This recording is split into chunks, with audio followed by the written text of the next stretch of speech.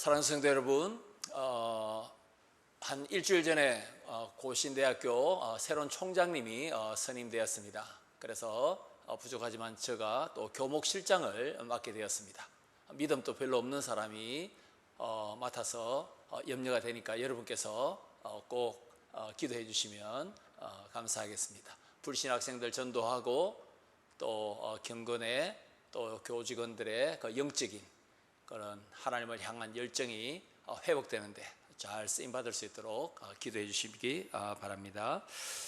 오늘은 웨스트민스터 신앙고백 13장 성화 그리고 14장의 구원받는 믿음, 구원의 확신을 가질 수 있는 믿음, 이 두 가지를 살펴볼 것인데 저와 여러분이 결론적으로 이것을 기억하시면 되겠습니다. 우리가 거룩하게 변화되는 성화로서 우리는 우리 속에 와 있는 구원을 증명하며 살 수 있다는 것입니다.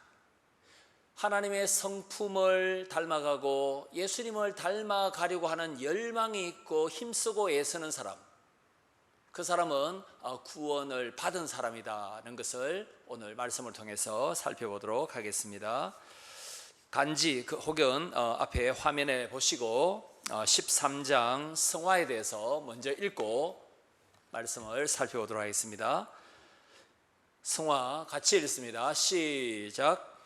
효과적으로 부르심을 받고 중생하여 그들 안에 새 마음과 새 영을 창조함 받은 자들은 그리스도의 죽으심과 부활의 공로를 통하여 그의 말씀과 그들 안에 내주하시는 성령으로 말미암아 실제로 그리고 직접 성화되며 온 몸을 주관하는 죄의 권세가 파괴되고 그리고 그 죄의 몸에서 나오는 몇 가지 정욕들이 점차 약해져 줄어지고 그들은 점차 모든 구원하는 은혜 안에서 활기를 되찾아 강건하게 되어 참된 거룩의 생활을 하게 된다.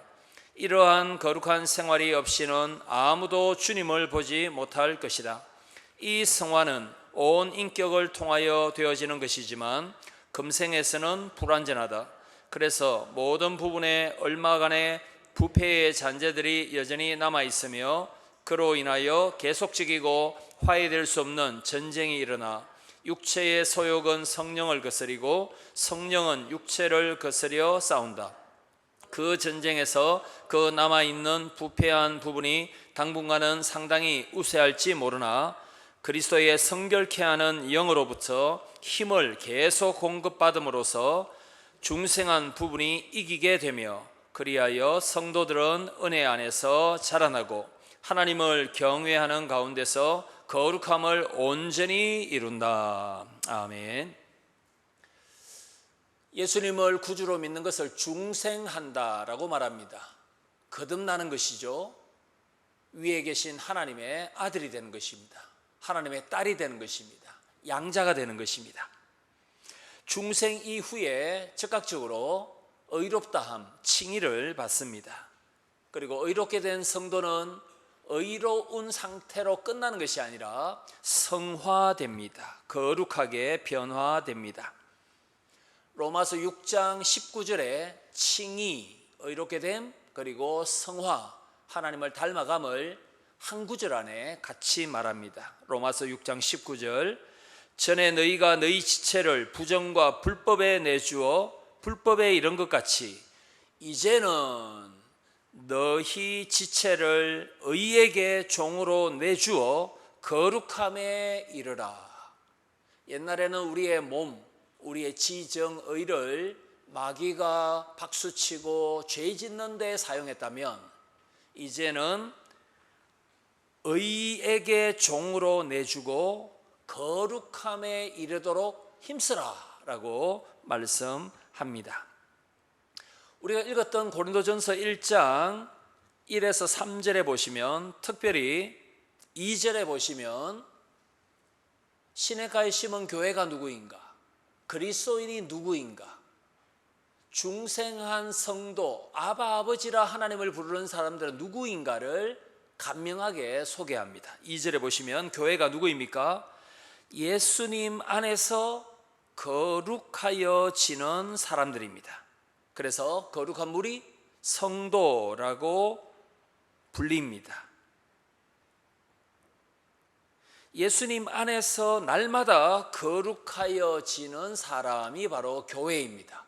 그래서 성도, 구별되게 주님을 닮아가는 성도, 그래서 거룩을 열망하고 하나님의 성품을 닮아가려고 하는 마음이 있는 사람은 구원받은 하나님의 자녀다라는 것을 고린도전서 1장 2절을 통해서 확인할 수 있습니다. 사랑하는 성도 여러분, 1장 2절에서는 예수님 안에서 거룩하게 된다 이렇게 되어 있죠. 그런데 로마서 15장 16절에서는 성령님 안에서 우리가 거룩하게 된다 이렇게 또 말씀합니다. 교회 머리이신 예수 그리스도 안에 그리스도와 합하여 그리스도와 연합되면 머리이신 그리스도께서 지체인 우리에게 힘을 주셔서 머리이신 예수님의 명령에 순종하며 거룩하게 됩니다. 그리고 로마서 15장 16절에서는 바로 그 거룩하게 변화되도록 우리에게 날마다 순간마다 은혜와 능력을 주시는 분이 성령이시다. 거룩한 영이시다. 성령께서 우리의 성화를 진정으로 원하시고 성화의 속도가 좀 더 빨라지고 정도가 좀 더 확실해지도록 성령께서 우리의 성화를 주도하신다. 그러므로 성령님 안에서 거룩하여지는 성도가 교회다라고 말씀합니다. 우리가 읽었던 웨스트민스터 신앙고백 13장 1절에 보시면 우리가 거룩하게 되는 것은 여러분 그 간지의 네 번째 줄에 그의 말씀과 우리 안에 내주하시는 성령으로 말미암아 거룩하게 된다라고 말씀합니다. 여러분, 저와 여러분이 세상 사람들과 구별되게 구원받은 사람답게 거룩하게 성화되어야 되는데, 점차적으로 성화되어야 되는데 어떻게 될 수 있습니까? 하나님의 말씀, 복음이 우리 신비에 새겨지고 우리가 그 말씀에 순종할 때, 그리고 우리 속에 영원토록 함께 하시는 위로의 성령님의 강력한 역사로 성령의 충만함을 우리가 사모할 때 우리는 점차적으로 성화된다라고 말씀합니다. 그래서 말씀을 듣고 묵상하고 실천하는 것, 그리고 성령의 충만을 위하여 우리가 뜨겁게 기도하는 것, 이것은 아무리 강조해도 지나치지 않는 것입니다. 베드로전서 1장 15절은 레위기 11장 44절을 인용하면서 내가 거룩하니 너희도 거룩하라, 이 말씀을 사도 베드로가 한 바가 있습니다. 사랑하는 성도 여러분, 요한 1서 3장 6절과 9절에는 우리를 거룩하게 만드는 말씀이 얼마나 중요한가를 씨라고 표현하고 있습니다. 거듭난 성도에게는, 하나님 아버지를 아바라고 부르는 성도에게는 그 마음속에 씨가 심겨 있다. 그래서 그 씨 때문에 우리가 아무렇게나 회개하지 않고 무덤덤하게 아무 죄책감 없이 범죄할 수 없다. 지속적으로 반복적으로 회개 없이 편안하게 죄를 짓지 못하도록 하나님께서 우리 속에 씨를 심어주셨다라고 말하는데, 그 씨가 바로 복음의 씨, 우리를 변화시키는 생명과 은혜와 감동의 이 능력에 예수 그리스도의 복음이 우리 속에 심겨져 있기 때문에 죄와 싸워서 이기도록 만드는 말씀의 능력, 성령의 검이 우리에게 영적 전투의 무기로 주어졌다라고 말씀하고 있습니다. 사랑하는 성도 여러분, 그런데 우리가 하나님을 닮아가고 지정의 언행 심사가 좀 더 거룩하게 변화되는 것, 이것은 성령께서 주도하시는 게 맞지만 저와 여러분도 우리 속에 역사하시는 성령의 능력을 따라 힘을 다해 노력해야 됩니다. 가만히 있으면 하나님께서 다 해주시겠지, 이것은 사실은 하나님의 주권을 인정하는 것도 아니요, 사실은 그것은 신앙이 아닙니다. 웨스트민스터 신앙고백서가 영국 런던 웨스트민스터 그 사원에서 만들어졌을 때가 1646년 7년 그때죠. 그런데 안타깝게도 또는 의아하게도 웨스트민스터 신앙고백서가 칼빈주의 청교도들에 의해서 성경에 근거하여 아주 정확하게 만들어진 신앙고백서인데, 그 당시에 청교도들 가운데 오류를, 신학적인 오류를 보이는 사람들도 있었습니다. 새 요한, 그러니까 웨스트민스터 신앙고백서 만들어졌을 때 청교도 안에 존 이튼, 존 심슨, 존 살트마시, 이튼, 심슨, 살트마시라는 이 세 명의 요한, 존이 뭐라고 주장했냐면, 거듭났다면 굳이 하나님의 명령에 계명에 순종할 필요 없다. 거듭났다면 그냥 그대로 살다가 천국 가면 되는 것이지, 무엇 때문에 그리스도의 법에 순종하며 힘써 죄를 죽이고 하나님을 닮고 그렇게 할 필요 없다. 그렇게 하지 않아도 얼마든지 천국 갈 수 있다. 영생은 따놓은 당상이다. 도덕은 필요 없다. 도덕 폐기론을 주장한 바가 있습니다. 바로 이런 배경을 염두에 두고 웨스트민스터 신앙고백 13장에서는 아니다, 우리는 하나님의 명령에, 말씀에 순종해야만, 실천해야만, 그것도 성령의 충만을 받아 실천해야만 거룩하게 된다라고 말씀합니다. 사랑하는 성도 여러분, 어떻게 보면 예수님 다음으로 거룩에 힘썼던 신앙의 인물, 신약에 한번 들어보시오 하면 아마 사도 바울, 사도 요한, 사도 베드로, 스데반 집사, 이런 사람들을 우리가 예로 들 수 있지 않겠습니까? 그런데 사도 바울은 로마서 7장 24절에서 거듭난 이후에 이렇게 탄식합니다. 오호라, 나는 곤고한 사람이로다. 이 사망의 몸에서 누가 나를 건져내랴. 사망의 몸에서 누가 나를 건져내랴. 바울이 몰라서 지금 묻는 것은 아닙니다. 우리 주 예수 그리스도로 말미암아 내가 승리할 것이다, 알고 있습니다. 자기를 구원하신 하나님께서 끊임없이 사랑하심으로 말미암아 그 어떤 것도 그리스도의 사랑에서, 하나님의 사랑에서 끊을 수 없다라는 것을 바울이 알고 있음에도 불구하고 왜 이렇게 로마서 7장 24절에서 탄식합니까? 바로 자기 생활 속에서 성화의 속도가 제대로 이루어지지 않고 더디게 진행된다라는 탄식입니다. 거룩한 고민이죠. 거룩한 탄식입니다. 직장이, 사업이 경제적으로 어려울 때 우리는 탄식합니다. 한숨을 쉽니다. 그런데 정작 하나님의 형상이, 의와 진리의 거룩의 형상이, 교회 머리신 예수 그리스도를 닮아가는 형상이, 우리 신랑이신 예수 그리스도를 닮아가는 그 속도가, 그 정도가 더딤에 있어서 그것을 깨닫고 우리가 얼마만큼 사도 바울처럼 탄식하고 있습니까? 어거스틴, 아프리카의 4세기의 히포의 주교 어거스틴, 그가 17세에 그 사생자를 낳고 굉장히 방탕하게 살았지 않습니까? 어머니 모니카가 얼마나 눈물로 아들 어거스틴을 위해서 기도했겠습니까? 어거스틴이 이렇게 말한 바가 있습니다. 우리는 꿈에서조차도 죄를 지을 수 있다. 여러분, 꿈에서 죄 짓는 경험 우리가 다 해봤지 않습니까? 그래서 자기 전에 말씀을 묵상하고 기도하고 자야 된다라는 이유를 어거스틴의 이 말씀을 통해서도 배울 수 있습니다.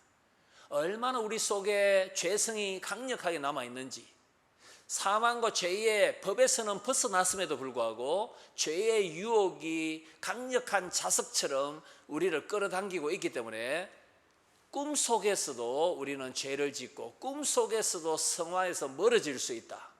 그러므로 자기 전에 부부가 합심해서 기도하고 말씀을 묵상하면서 잔다면 꿈속에서도 우리가 주님을 만날 수 있다라고 말합니다. 여기서 어거스틴은 한 걸음 더 나아갑니다. 우리의 내면에 하나님의 형상이 이루어지고 거룩하게 되는 것, 그것뿐만 아니라 사회 속으로 들어가서, 세상 속으로 들어가서 거기에 평화와 정의를 위해서 노력한다면 그것도 아주 중요한 성화를 세상 속에서 잘 구현해내는 방법이다라고 말합니다.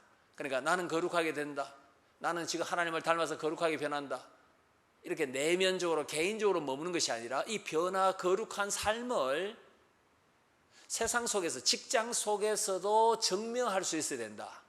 교회당 울타리 밖에서도 성화, 사랑과 정의와 거룩을 잘 실천할 수 있어야 된다. 이것을 어거스틴은 놓치지 않고 있습니다. 자, 이제 그 뒤에 14장 구원에 이르는 신앙을 같이 읽도록 하겠습니다. 성화 다음에 구원에 이르는 신앙을 소개합니다. 같이 읽습니다. 시작. 믿음의 은사로 말미암아 피택자들은 믿어 그들의 영혼이 구원을 받을 수 있게 되는데, 그 믿음의 은사는 그들의 심령 안에서 역사하는 그리스도의 영의 역사이며 통상적으로 말씀의 증거에 의하여 역사한다. 또한 말씀과 성례 집행과 기도에 의하여 믿음의 은혜는 증가되고 강화된다.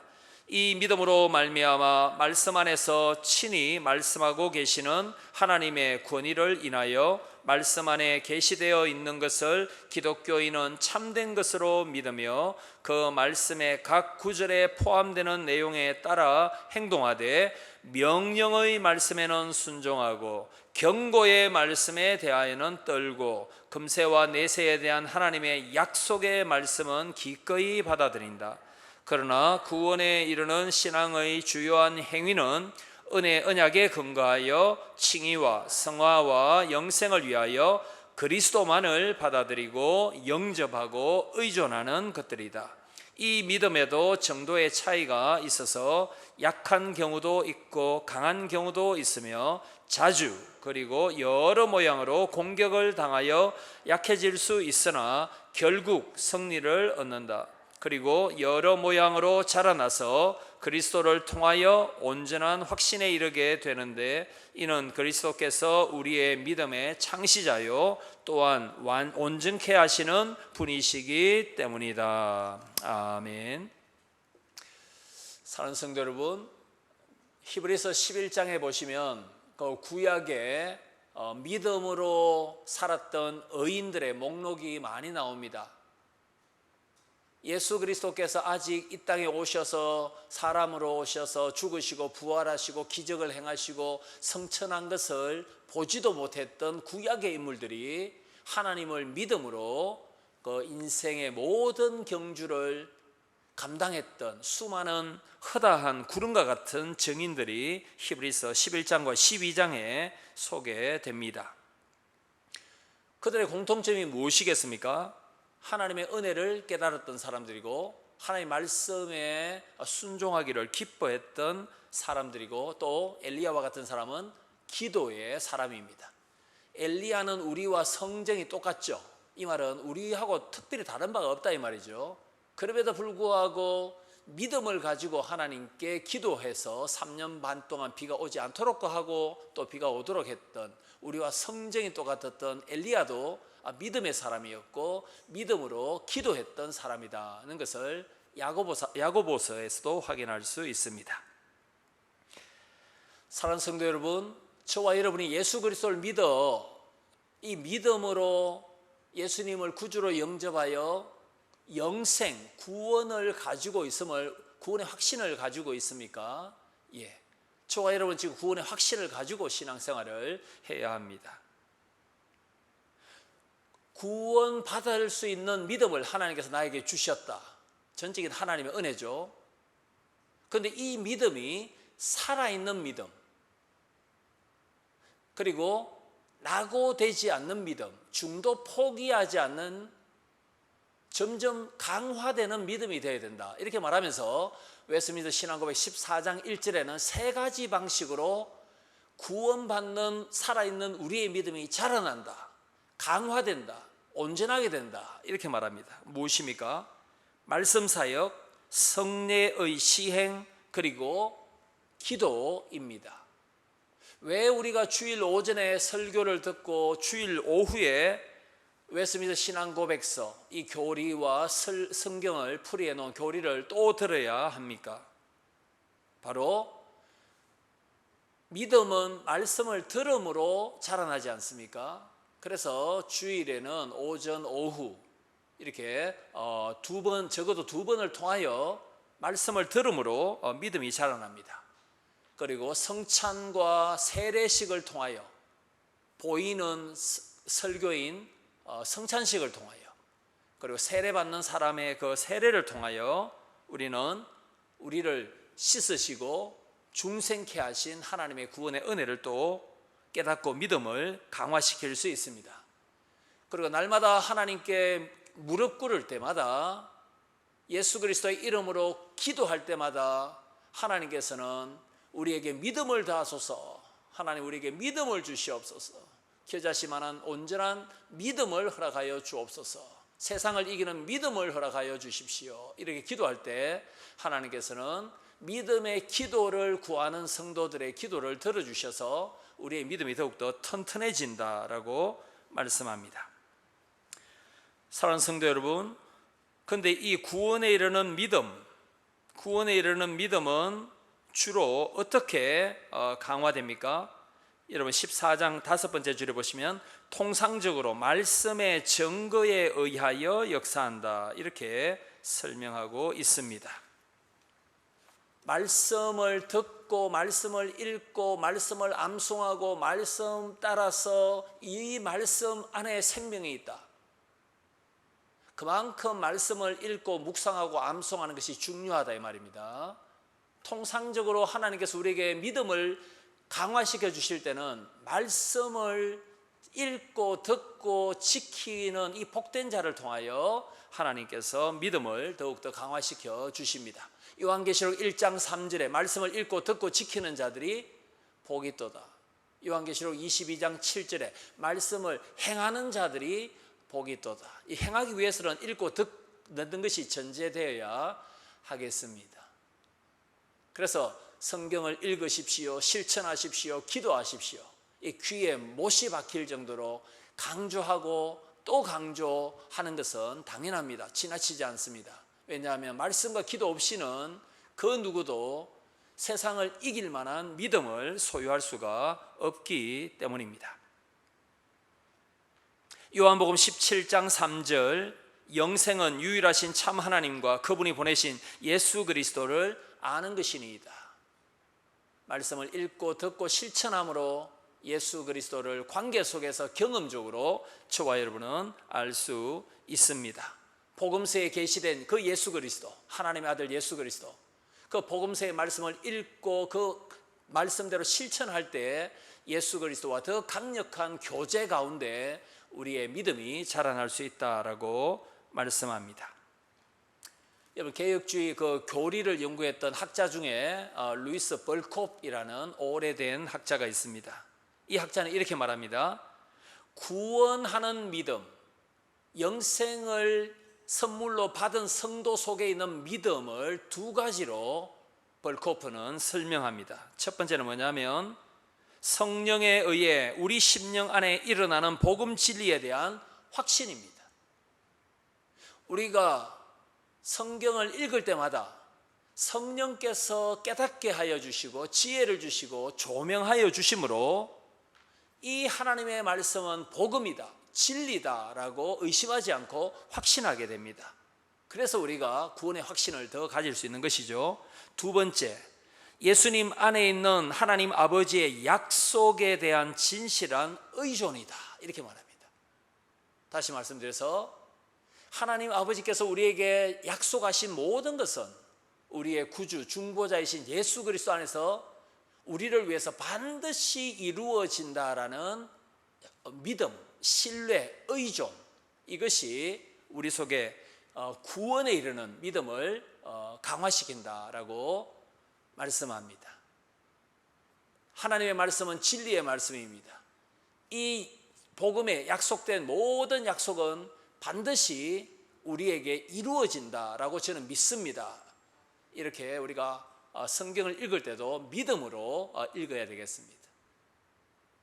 얼마나 많은 신학자들이 성경에 기록된 것은 비역사적이다, 가짜다, 흑우다 이렇게 말하는 사람이 많은지 모릅니다. 참 불행한 일이죠. 그러나 우리가 성경을 읽을 때도 믿음으로, 순종함으로, 감사함으로, 예배 드릴 때도 믿음으로, 순종으로, 감사함으로 우리의 모든 삶이 믿음으로 살 수밖에 없다라는 것을 다시 한 번 더 확인할 수 있습니다. 사랑하는 성도 여러분, 설교와 성례와 기도로 우리의 믿음이 자라날 수 있습니다. 그러므로 요한일서 2장 19절에 있는 것처럼 그 어떤 사람도 교회에서 탈락하면 안 됩니다. 교회를 떠나면 안 됩니다. 코로나19 핑계대어서 교회를 떠나면 안 됩니다. 말도 안 되는 가난한 성도 그렇게 되면 안 된다라고 요한일서 2장 19절에서 말씀합니다. 혼자서 무슨 성례가 있으며 거기에 무슨 설교와 거기에 무슨 성찬이 있으며 거기에 어떠한 지속적인 강력한 기도와 기도 응답 합심하여 성도의 아름다운 교제가 어떻게 교회를 떠나서 혼자서 이루어질 수 있겠습니까? 우리가 서로 협력하여 연약함으로 서로 협력하여 기도하고 믿음의 반석 위에 굳건히 서기 위해서는 우리가 교회를 사랑할 수 있어야 되고 이 교회 생명의 구원의 방주 교회를 떠날 수가 없다라는 것을 꼭 기억해야 하겠습니다. 사랑하는 성도 여러분, 우리가 우리의 믿음을 스스로 지킬 수 있습니까? 불가능하죠. 히브리서 12장 2절 우리에게 복음을 히브리서 기자는 들려줍니다. 무엇입니까? 믿음의 주요 온전케 하신 예수님을 바라보자. 여기서 주 이 말은 믿음의 창시자, 우리에게 믿음을 처음으로 주신 분, 우리의 마음속에 믿음을 시작하게 하신 분이 누구십니까? 예수님이십니다. 우리 속에 있는 믿음을 끝까지 죽을 때까지 주님 재림할 때까지 완성시키는 분이 누구십니까? 예수님이십니다. 그래서 예수님은 알파와 오메가십니다. 이게 얼마나 안전합니까? 스스로 믿음을 지켜라 하면 누가 이 믿음을 지키겠습니까? 환난과 박해와 시련이 많은 이 세상 속에서 스스로 믿음을 지켜라 하면 이 믿음을 지킬 사람은 아무도 없을 것입니다. 그러나 믿음을 우리 속에 시작하신 알파, 이 믿음을 끝까지 이끌어 주시고 우리로 하여금 인내하도록 견인시켜 주시는 분 누구십니까? 믿음을 온전하게 목표점까지 이끌어 가실 예수님이십니다. 그래서 우리가 두려움이 닥칠 때, 시련이 닥칠 때 믿음의 주요 온전케 하시는 예수님, 나의 믿음을 끝까지 예수님께서 다시 오실 때까지 지켜주십시오. 왜냐하면 예수님이 믿음을 주시고 완성시키실 유일한 분이시기 때문에 예수님께 세상을 이기는 믿음을 주십시오. 이렇게 우리가 간절히 기도해야 할 것입니다.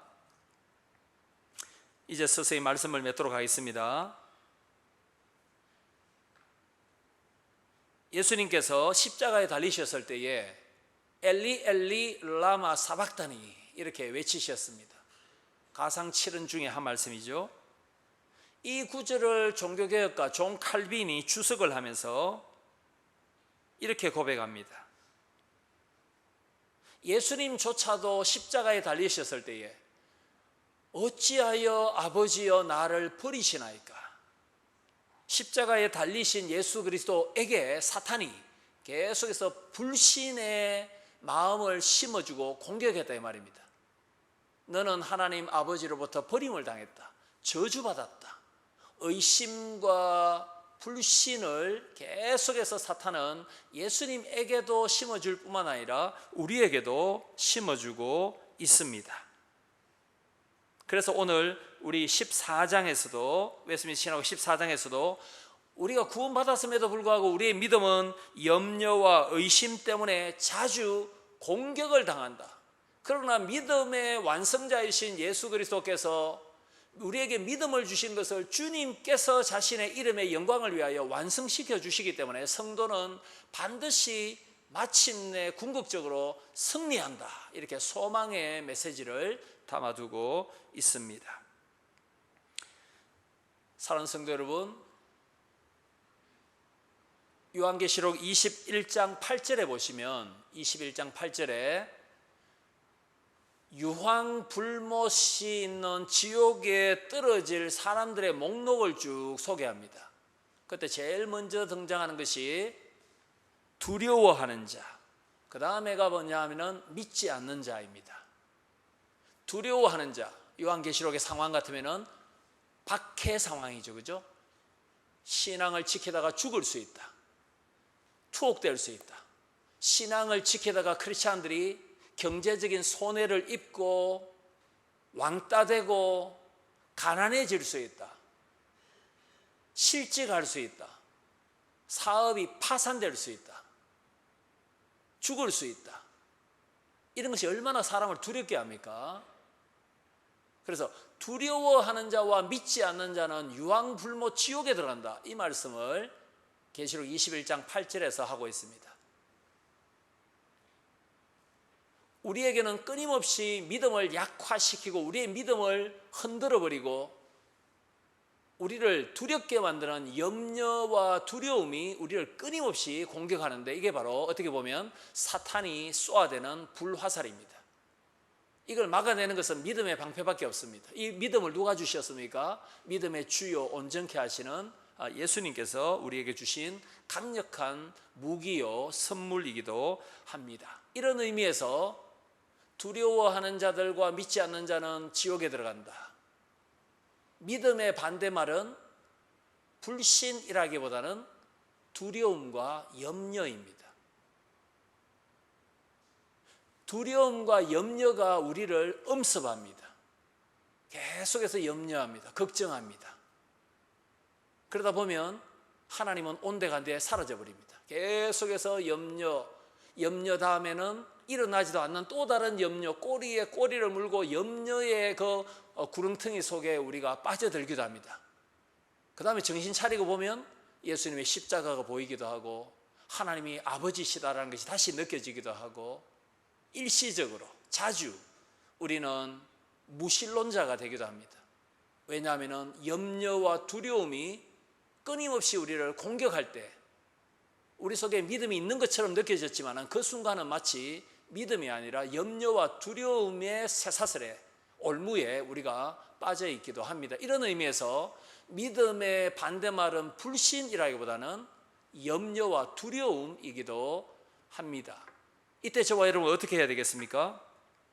담대함, 평안을 믿음의 주요 온전케 하시는 예수 그리스도께서 우리 속에 부어주셔서 염려와 두려움을 이겨낼 수 있도록 우리가 기도할 수밖에 없습니다. 아무것도 염려하지 말고 너희 구할 것을 감사함으로 아뢰라. 아무것도 염려하지 말고 염려할 시간에 기도하라. 하나님 살아계시다. 우리를 얼마나 사랑하셔서 독생자 예수 그리스도까지 주신 그 하나님께서 구하는 모든 자들에게 모든 것을 은사로 선물로 주시지 않겠느냐. 믿음이 적은 자들아 왜 두려워하느냐. 너희의 모든 삶을 하나님의 전능하신 손에 맡겨라. 하나님의 능력의 손이 우리의 삶을 붙들고 계시고 하나님 안에 있는 그리스도의 사랑으로부터 어떤 것도 우리를 끊을 수 없다라는 것을 우리가 기억해야 되겠습니다. 무엇을 먹을까, 무엇을 입을까, 무엇을 마실까, 그런 염려가 아니라 나의 삶이, 이번 한 주의 삶이 하나님의 의로운 나라를 먼저 추구하는, 하나님의 나라 백성답게 살려고 하는 그 선한 목적이 분명하게 설정되어 있다면 하나님께서 모든 환경을 또 합력하여 선으로 이루어 주실 것입니다. 저와 여러분이 다음 주에 왔을 때는 염려와 두려움이 아니라 평안과 담대함을 하나님께서 우리에게 주셨습니다. 나에게 주셨습니다. 믿음을 좀 더 하나님께서 강하게 하시고 또 하나님의 살아계심을 경험할 수 있도록 하나님께서 기도할 때마다 응답하셨습니다. 이런 산 믿음, 산 체험이 더욱더 많아지기를 소망합니다. 거룩한 삶을 통하여 우리는 구원받았음을 증명할 수 있습니다. 우리가 닥친 그 어떤 깜깜한 현실 속에서도 하나님의 살아계심을 우리가 믿고, 아버지 하나님의 사랑을 믿고 믿음으로 세상을 이길 수 있도록 하나님 믿음의 사람이 되게 도와주십시오. 하나님의 살아계심을 믿고 담대하게 하나님을 의지하겠습니다. 이러한 담대한 믿음이 저와 여러분 속에 넘치기를 소망합니다.